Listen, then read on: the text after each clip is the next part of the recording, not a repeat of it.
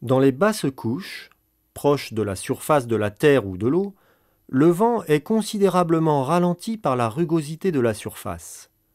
Ce vent, symbolisé par la flèche verte large, est donc plus à gauche dans l'hémisphère nord que le vent d'altitude symbolisé par la flèche bleue.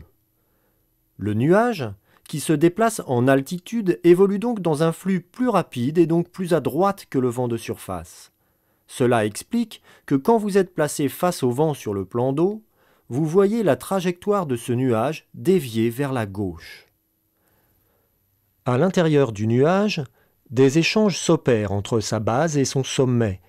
On parle d'ascendance pour l'air qui s'élève.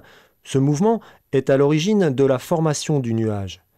Et on parle de subsidence pour l'air qui descend.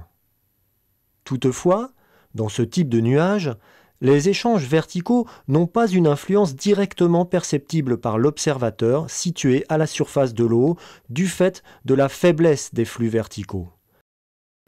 Par contre, la proximité de ce cumulus mediocris influence le comportement de l'air en surface. Aux abords de ce nuage, le vent qu'il génère se compose avec le flux général.